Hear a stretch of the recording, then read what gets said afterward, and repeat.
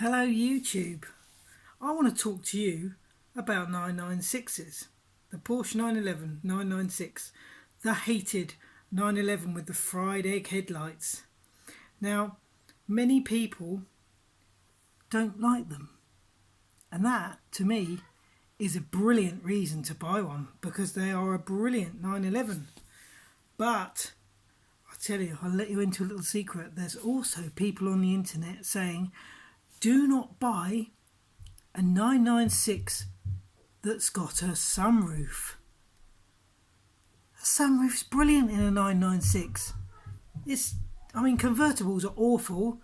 The car's not ever supposed to be a convertible. It's supposed to be a solid coupe. They've come along, cut the roof off, and it's gone all floppy and horrible, and it looks disgusting, and it was never ever meant to be a convertible. So unless a car's supposed to be a convertible, like a BMW Z4 or something, I wouldn't even entertain it. So don't buy the convertible, but the sunroof is brilliant. And another thing people say is don't buy the tiptronics. They are awful. The prices are right down on them. They're disgusting. They don't work properly. I'll tell you what, I'll let you into another secret. I've driven many automatic sports cars in my time, and the 996.2 uses a Mercedes gearbox, not the 3.4, the 3.6. The 3.4 has a ZF gearbox, which I don't think is as good. Many people will say it's the same. I don't think so. But the Mercedes one that's in the 996.2, which goes with the 3.6 engine, which in my opinion, is better than the 3.4 because it's much more torquey and it's just an improved engine. That's why they went from a 3.4 to a 3.6, because they just upgraded it a bit. So, and they say don't go for the tiptronic. The tiptronic's awful. Now, they obviously haven't driven a 996.2 tiptronic. They're brilliant. They change gear instantly, whether it's on the tiptronic paddles or whether it's on its own in auto. As soon as you put your foot down, it just takes off. It flies much quicker than you'd ever be able to do it in a manual car. It just hits the gear, bang! It really puts you back in your seat. So do not discount the tiptronics. People are poo-pooing the tiptronics, but they are absolutely brilliant. As I say, I've had thousands of automatic sports cars, and they're brilliant with the tiptronic. And I really like the little buttons on the steering wheel. They're perfect for me. I just sit there and do it with my toe. Well, I call that my thumb because it is my thumb. But it's brilliant. You just do that, and it's much better than flappy paddles, having to reach around the back and do that. Just do that. It's brilliant. It's like playing a computer game, and it's instant. Honestly. You press the button and it's instant. The gear changes straight. People keep going on about there's a delay. I don't feel that delay. It's straight away. It just goes bang, bang, bang, straight into the gears. It's brilliant. And you can hold on to the gears with it, drive it just like a manual. So I don't really see the point. Another thing people say is don't buy a 996 unless it's got a black interior. Black interior. Mine's grey, and it's lovely. It's just luxury. It's a really nice place to be. And grey's quite an in colour at the moment. Everyone's doing their houses grey and stuff. And the grey interior is lovely. It's much better than black. Black's really dull and dark and dreary, but the grey is really light, airy, and just lovely. And the leather's so nice. It's a nice quality leather. So the grey interior is, again, it's one of these things people don't like, but I love it. I think it's brilliant. It's really nice. Much more modern than black. I can get why you don't go for the beige interior. People say to go for the red interior. I think that's disgusting because everything's red, even the steering wheel, and it just doesn't look right. Claret, I call it. It looks like someone's been shot in your car. It's horrible. But grey is nice. I quite like cream. I'm not keen on the beige though. The beige is not good because they do everything in beige. Dashboard in beige, it's very old manny. You just want your pipe and slippers when you're in that. But I'm not keen on the green interior either. And the blue interior, it's okay, but it's too close to black for me. So definitely, I think I've got the best of all worlds, because I've picked up a car that's got all the bits that no one likes because the internet says it's rubbish. So do not listen to people on the internet, because they will tell you so much rubbish. They'll put you off buying a really, really good car. And obviously, I did all my research and I was looking for a car without a sunroof. I had to have a tiptronic for my disability, but everyone was saying it was rubbish. They were saying don't get anything other than a black interior. It's all rubbish, absolute rubbish. Buy what suits you. The sunroof is amazing. Why wouldn't you want a sunroof to open up and feel the wind in your hair and listen to that amazing exhaust note coming out the back of the car? Why wouldn't you want that? You can just tip it up a little bit, or you can have it open all the way. But it's amazing. It's much nicer than having no sunroof. So I think the sunroof's lovely. I don't know what the problem is with that. Well, that's what I've got written down here.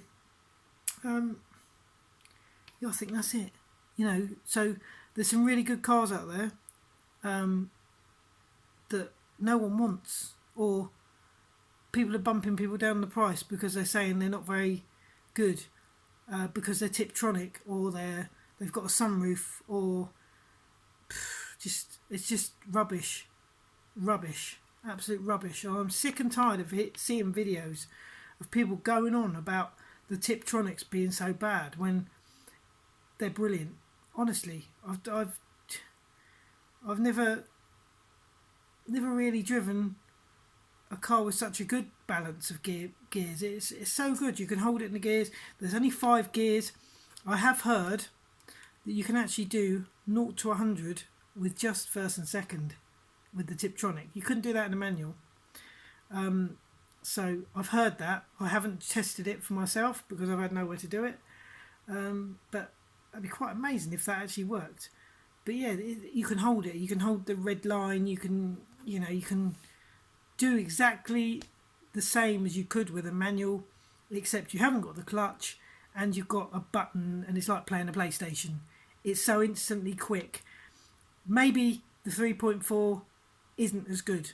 That's the ZF gearbox. I suspect it's not so good. The Mercedes gearbox is a different story, because in my opinion it's fantastic, and that is only in the cars from 2001 I think to 2004, or 2002 to 2004, so the 3.6, which in my opinion again is a nicer, better upgrade of a car, because you get things like glove box and all that, bit more power, bit more torque, don't have to rev the car so hard. So it's all good in my opinion. Please don't listen to the rubbish. The 996.2 is a lovely, brilliant car, and it's the last of an era when Porsches were properly made, and in that spirit of 911. I know no one likes the water cooleds, but I think it's brilliant. It's a much better car. I've been in the air cooled ones. They're slow. They're not as nice. They're just not as sophisticated. And they've got their character. But that's all people are going for, is the character and the nostalgia. But the water cooled cars are modern and much better, and the 996 is still modern. It's still great. It's got some great technology, but the 996.2 is the last of that era of, the fried eggs. The 0.2 hasn't got the fried eggs though. It's got the turbo lights. So it's all good. It's headlights. Why do people worry about headlights? And they're actually growing on people now, including myself. I really like them. I'd much rather have that than the round headlights. Every other Porsche 911 has round headlights, but the 996 and the 996.2 have the fried eggs and the turbo lights, and I'd much rather have the turbo lights. So I'm glad I've got the 996.2. which is the one that everyone hates. Everyone says go for the, first generation with the throttle cable, and yeah, let's all go and ride horses, shall we? Let's not move up in the world. Let's go back to riding horses, because we need throttle cables instead of computers and everything else. Computers and everything else are made for efficiency and making things move on and more modern. But the 996.2 is modern enough, but not too modern. It's got that nice balance. After the 997, they start getting a bit nanny state, a bit too modern. You can't really drive the car like you want to. It's a bit, there's too many computers on it. There's PCM and all this junk that you don't, proper drivers just don't want, to be fair. And I think the 996.2 is the last of the, driving without a childminder, which we don't need. If you can drive, you don't need a childminder, you don't need a nanny sitting next to you, trying to save you from crashing. Because if you can drive and you're sensible, you don't need that. So, in my opinion, I will stop this rant now. There's my lovely T-shirt with the going all the way from 1963 back to the modern junk. I mean the newest, whatever it is, 99 something. Not interested in the new ones whatsoever. I stop at the red one, which is the 996. The best of the bunch, but people just don't even know it. Buy one.